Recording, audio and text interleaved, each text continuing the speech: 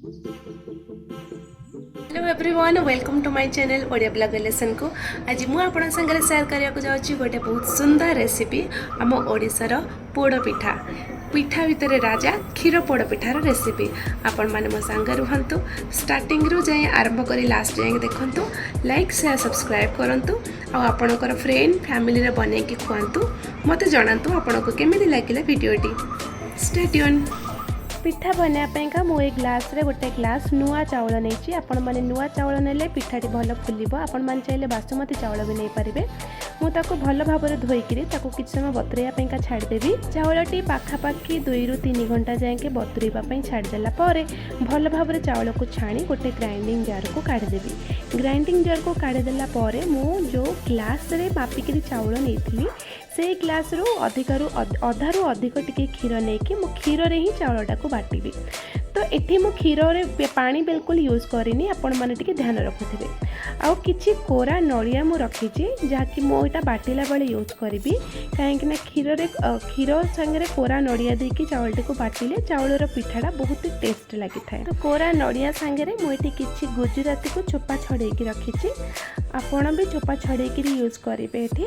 तो चोपा छड़े रखिथिबा किछि गुजराती को मु ग्राइंडिंग जार रे देकी ताको भल भाव में ग्राइंडिंग करदेवी। तो ग्राइंडिंग कला पर देखिछंती आपनकर कंसिस्टेंसीटा किछि एमिति ही रहिले बहुत ही भल हम पिठाटा। कहीं जिते आम ताको जंतीबा तो सेटा आपनको भल भाव में गोटे स्मूथ टेक्सचर दब। तो चलतु मुझे समय मु किछि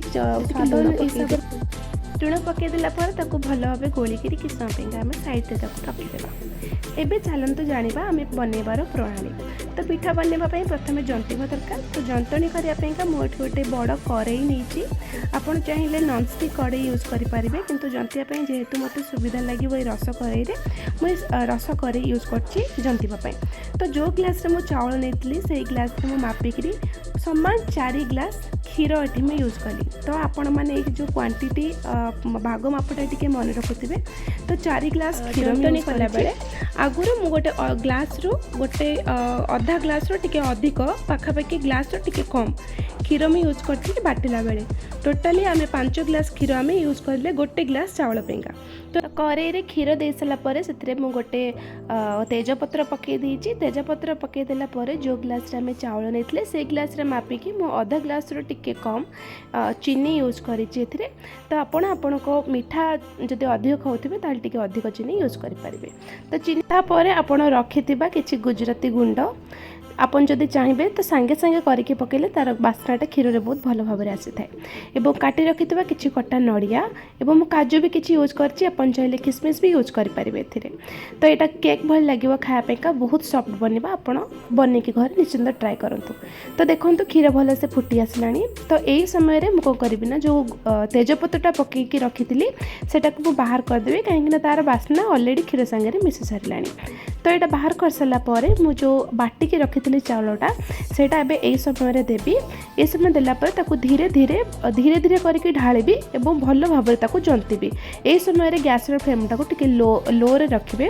काहे तो आपण मन टिके साइज रे बड़ करे नेबे जोतरे कि आपण को जंतीबारे बहुत ही सुविधा हेबो। तो आपण देखि परथिबे मो जंतनटी पाखापाखि बहलिया हेई आसलानी। तो मु आउ किछि समय पे जंतीबी। तो आपण केमिते जानिबे कि जंतनाटा हेई गलानी बोली जत्ते बेल देखिबे एटा करेई रु भल भाव में छाड़ी जाउछ तळु न लागिक टिके छाड़ी जिवो से आ टिके हल्का हाथ को ऑयली लगिवो। तो सेते जानबे कि आपणकर एटा हेई गलानी बोली। तो एबे मु आउ गोटे पटे साइड रे जोथरे मो पोड़ पिठा करबी। आपणकर जेमिति जो साइज रे आपणकर सुविधा बा आपण सेथरे करंतु। टिके फर्चा पैन हेले बहुत भल हबो। मो पाखरे एटा थिले सेते मु एटा यूज करूची। तो यार हैंडल नाही जेतु मते उल्टिया पलटिया करिया पे सुविधा हेबो।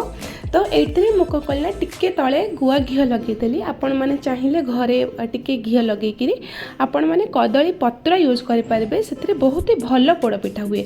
जेहेतु मो बैंगलोर रे कदली पत्र मिलबा मते टिके कष्ट होला मु एठी बटर पेपर यूज करिछि जोटा कि मते इजीली अवेलेबल है। मु एठी बटर पेपर को भल भाव में साइज रे काटी गिरी करेई साइज रे मो पकई देली एवं ताको भल से साइज करके ता देरे टिके नाको मु गुआ घियो लगे देबी। काहे ना गुआ घियो मो तळे भी टिके लगेइथिली ऊपर गुआ घियो लगे देले पिठा भितर बास्ना रे बहुत भल भाव भाग में आसो खाइबा भी बहुत भल लगे। आपको जब गुआ घी पसंद नहीं ताल आप जगह नॉर्मल रिफाइन तेल भी यूज करेंगे। तो तापर मु कौन कर जो जंतणी रखी जंतणी को धीरे धीरे काढ़ी ए पिठा पोड़ापी देदेवी।